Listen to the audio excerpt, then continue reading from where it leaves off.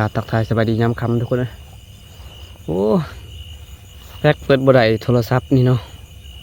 จักสิได้เห็นหรือบอที่นัดกันวังเว้นนี่เนาะทุกคนเนาะตอนเที่ยงมื้อนี้นี่เนาะตอนเขาเลิกเรียกนี่ตักแตนทุกคนเอ้ยอย่างไรนี่แต้มแรกแขกงานพี่น้องโอ้ยตักแตนโอ้สงสัยซิมีอยู่ด้วยแหละอุ้ยคุมพี่น้องเลยคุมแต้มที่สองอย่าบินเด้อแต้มที่สองเห็นบ่ทุกคน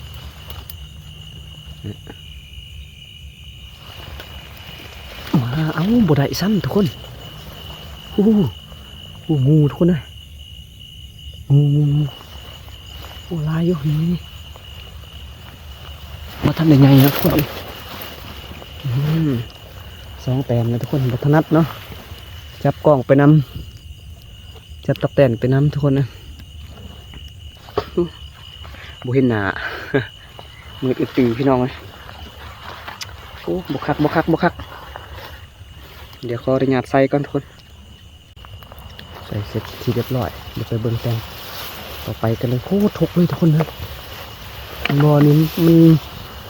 จะมาอยู่ในคมเพลงพี่เนาะความเสี่ยงเยอะจังเลยมือตื่นทุกคนใกล้ๆกับแคมป์นี่นะนี่เห็นปะ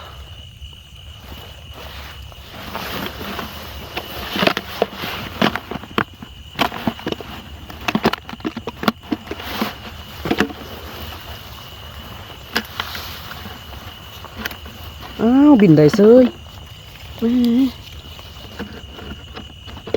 ได้การแล้วคำวัดมันเหลืองเลยนี่นะ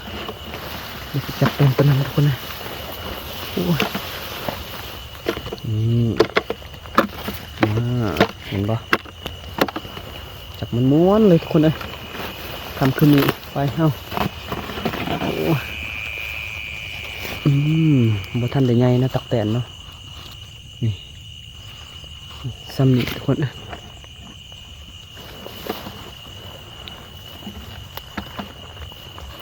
จุ๊ยอุ้ยยังบ่เห็นเลยโอ้ยตัวใหญ่พี่น้องพี่นะตัวใหญ่ทุกคนเห็นปะสองแต้มทุกคนเลย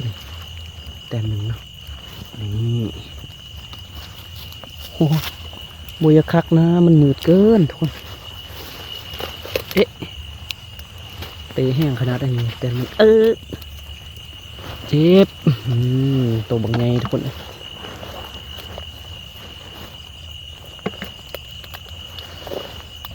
จับแต่หัวค่ำด้วยนี่หักกะ7 โมงยังนี่เนาะคนนะ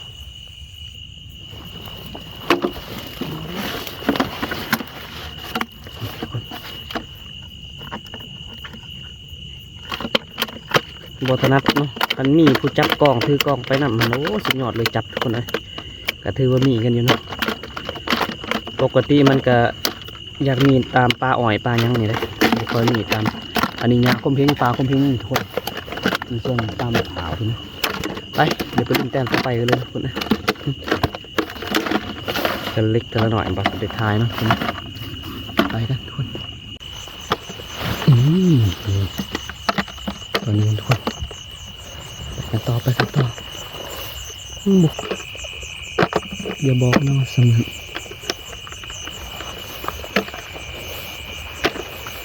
มันไปหาเงี่ยงแค่ปลาอ่อยปลายังคือสีหมีอยู่เนาะแบบนี้มันก็ยังยากได้เลยหาทุกคนเมื่อบอลสิหาเลยเต็มนึงปิดไปแล้วตัวนึงนะ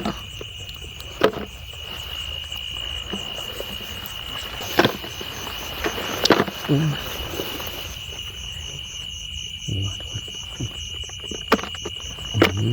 อย่างอ่อนๆอยู่ตัวนี้ทุกคน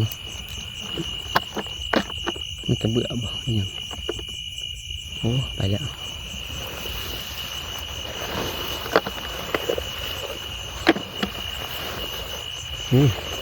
เจอแล้วทุกคนน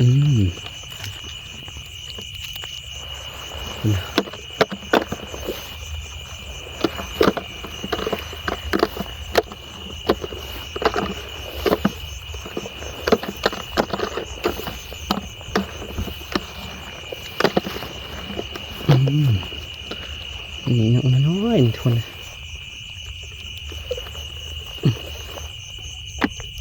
บุตรเด็บกำมือใช่ไหมไปกันต่อมันได้เรื่อยๆตักแตนเอาเจออีกแล้วทุกคน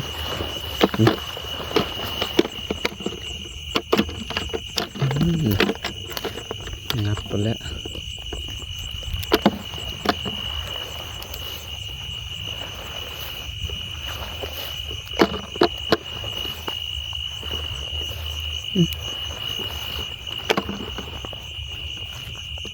ตัวหน่อยทุกคนนะ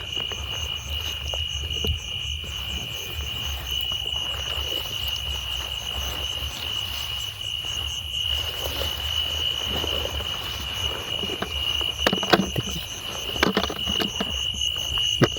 ดกายไปซื้อนี่เนาะบอสุดเคยจับขายนะทุกคนนะตะกะแตนนี่เนาะอยู่ป่าอ้อยร้ายขนาดทุกคนนะตอนนั้นบอสุดบอทันได้เห็ด2เนาะก็เลยบอได้ทาย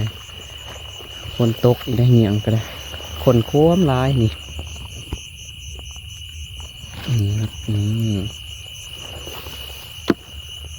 บ่มันได้เรื่อยๆพี่น้องเอ้ยมาเลยจับตักแตนใช่เลยตัวหนึ่งนี่มันได้เลยโอ้บังเห็นบ่โอเคขออนุญาตใส่ก่อนคนเลยกองหล่มทุกคนเลยดูเสียนระบอนะ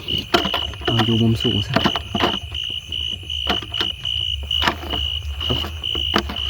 ยืดขนาดเลย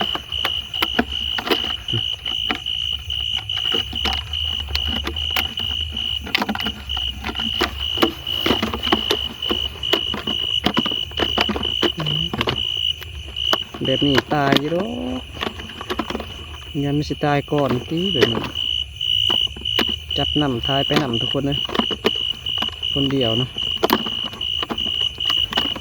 อันนี้มือกองสุดยอดแล้วคืนนี้นั่นเติบอยู่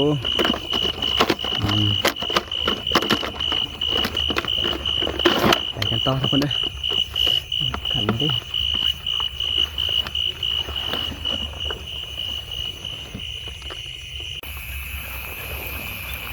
เดี๋ยวมาเบิ่งแถบนี้ทุกคนเลย ปลาเนี่ยเขาเพ่งอยู่มันเจอแตนแหลกทุกคนตักแตนแต่อยากเติบได้เลยการหานี่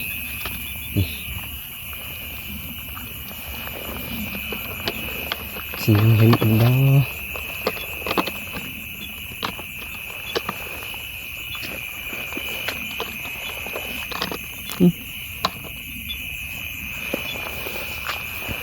โคตรสูงเลยทุกคนนะไฟมันเปิดบ่ได้ในโทรศัพท์นี่ถ่ายวิดีโอนี่จะได้หรือว่าบาสุดเองบ่ทันได้หูมันบ่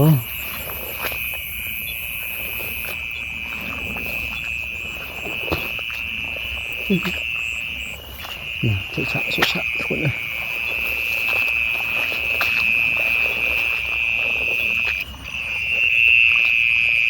โอ้กลายมาบนนี้ทุกคนตัวบนนี้ฉันอะไรพูดก่อนโอ้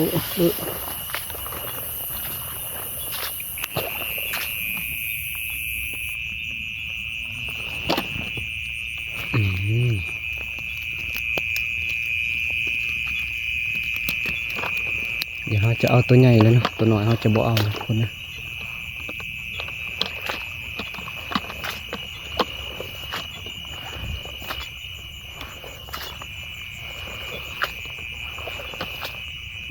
มันเกือบว่าร้ายเกือบบ่ร้ายดอกทุกคนนะคือบ่สุดออกบางยานี่คือบ่ร้ายจับบางยาเห็นงูอีกพร้อมบางยานี่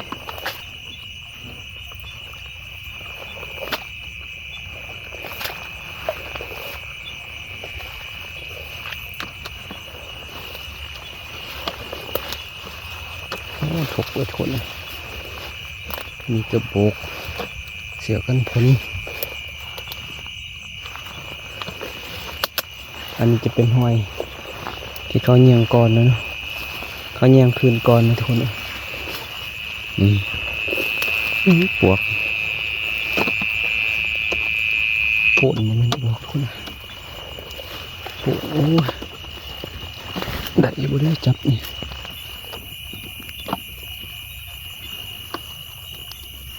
ก็มันอยู่ตามหญ้าตัวนี้นี่จับสบายทุกคนนะเพราะมันบ่สูงเลยเหนี่ยงก็สบายทุกคนอันนี้ป่าหญ้าคมเพงอยู่ทงหกทงสูงทงเทือกกับบ่ทันได้เห็นซ้ำจีแหละตัวนึงเนาะไปเด้อ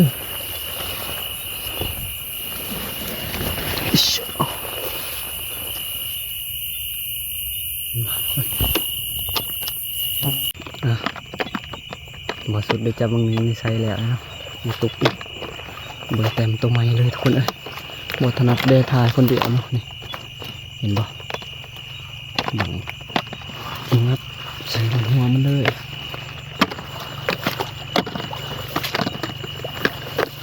โอ้โหตัวใหญ่ทุกคนเลยโคตรใหญ่เลยตักแตนตัวนี้เนาะ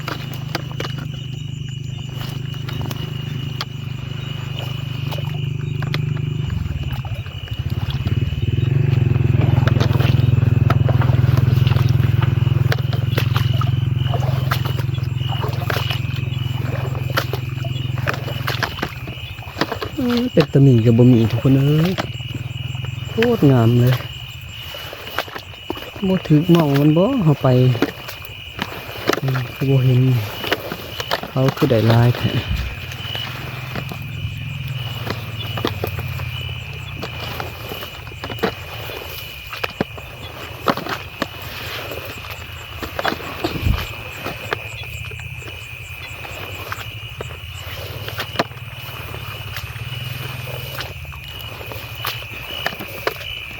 จับแต่อยู่นี่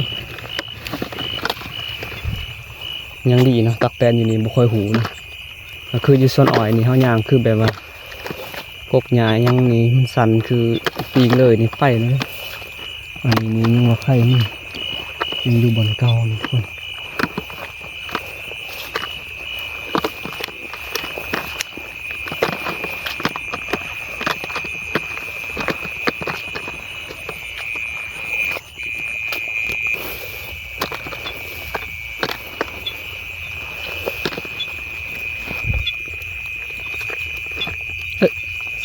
มีน้ำบนข้ามทุกคนเปนี่โคตรแห้งเลยก็อยากเก็บก้อนทุน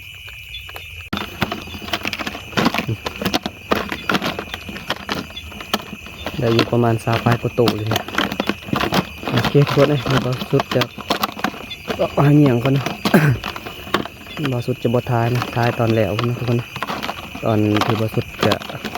เหมือนนะไปกันเลยทุกคนมีต่อ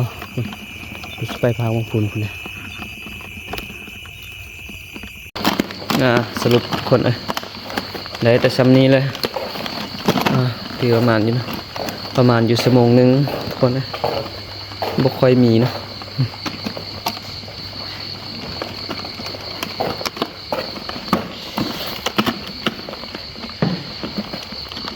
โดดยองเมื่อคืนแล้วคืนนี้นอนจากหลับจากบ่อแล้วสวัสดีสวัสดิ์นอนทุกคน